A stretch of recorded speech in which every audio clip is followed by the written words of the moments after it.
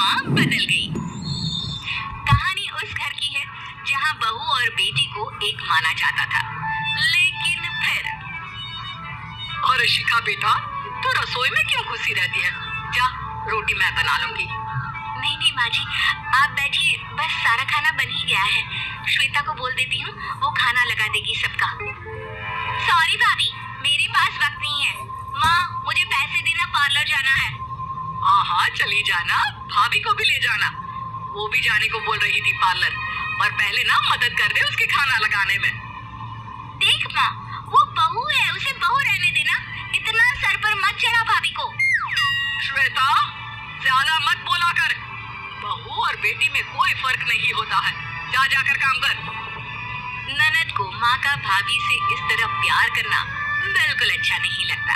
वो बार बार किसी न किसी तरह माँ को भाभी के खिलाफ भड़काती रहती, लेकिन कोई फायदा ना होता।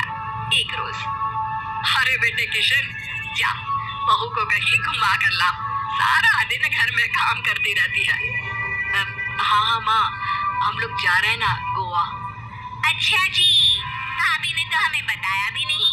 वैसे तो सारी पंचायत करती है, ये गोवा वाली बात क्यों छुपा गई हमसे?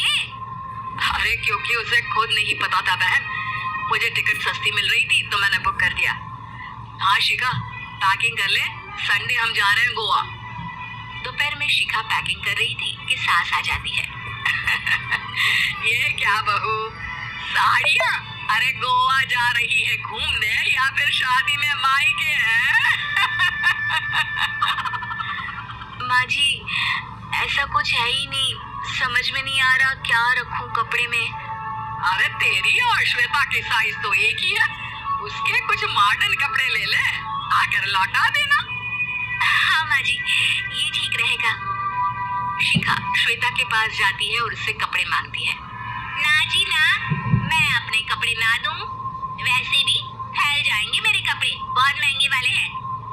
शिखा मुंह लटकाकर कमरे में आ जाती है तो सास कहती है, चल तैयार हो जा, तुझे मैं शॉपिंग करा कर लाती हूँ गोवा की।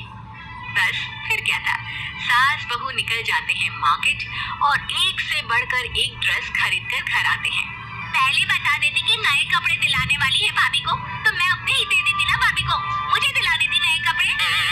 देख श्वेता, परिवार का मतलब सबके साथ रहना होता है, ना कि सिर्फ अपना सोचना। वैसे भी तुझे अच्छे संस्कार सीखने चाहिए।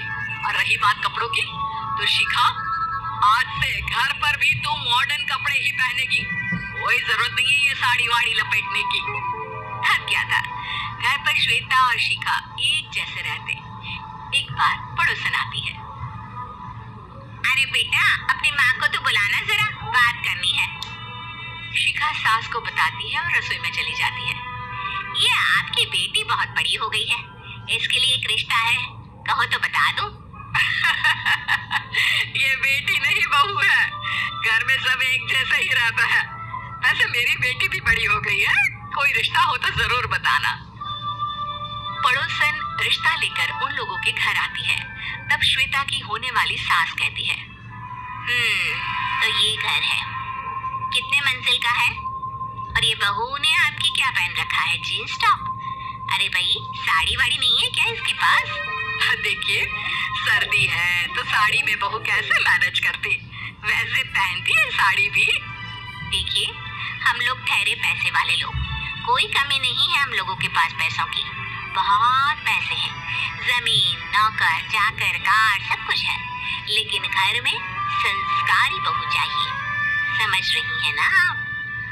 सास कुछ कहती कि श्वेता बोल पड़ती है, हाय रे, नौकर चाकर से लेकर जमीन, कार, पैसा, हाँ मुझे रिश्ता मंजूर है मुझे।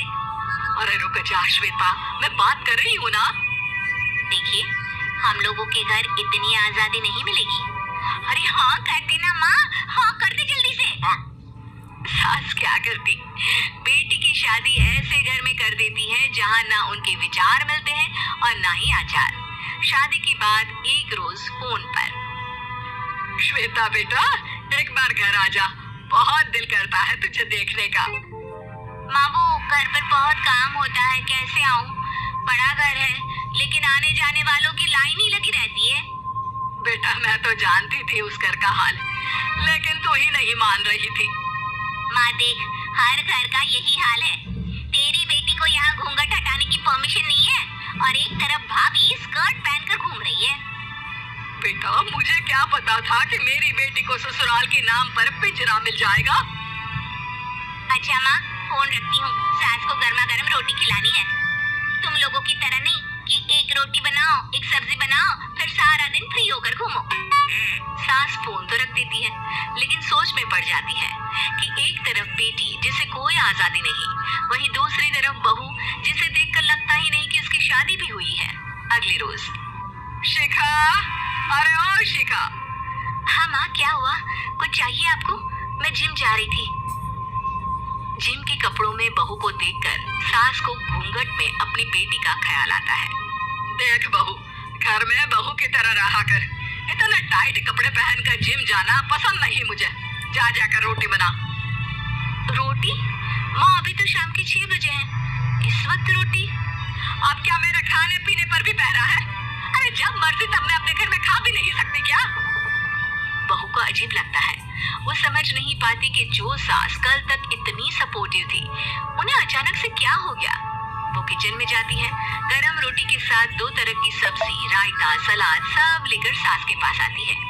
माँ जी, खाना। इतना सारा खाना? राक्षस समझा है क्या मुझे? रोटी मांगी थी मैंने गर्मा गर्म बस। पर माँ जी, रोटी खाती किससे आप? सब्जी तो बनानी थी ना। अरे भूख मर गई मेरी तेरी बहस से। जा जाकर काम कर, अंदर पूरी रसोई साफ कर। बहू अंदर चली जाती है। थोड़ी देर में श्वेता घर आती है।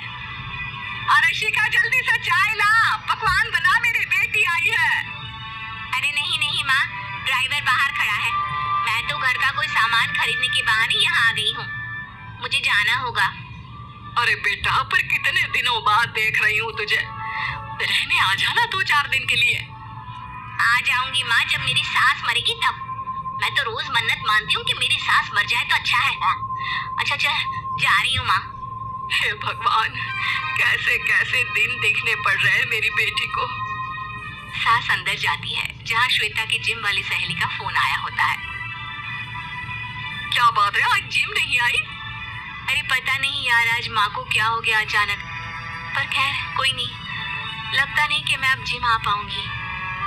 शिखा स्पीकर पर बात कर रही थी, जिसे सास सुन रही थी। यार ये सास ना होती ही ऐसी है। मैं तो कहती हूँ बुढ़िया जल्दी मरे और तू आराम से जिए। शिखा को सहेली की बात पर गुस्सा आ जाता है। माँ के मरने की कौन सा बच्चा दुआ मांगता है मोहिनी? आगे से ऐसी बात मेरे सामने मत करना। हमारे घर की शोभा ही माँ है। क्या हुआ जो थोड़ी शक्ति दिखा रही है? उसमें भी कोई ना कोई उनकी भलाई ही होगी।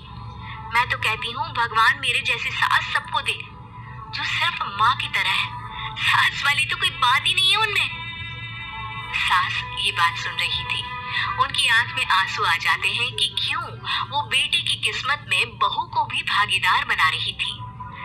शिखा, अरे ओ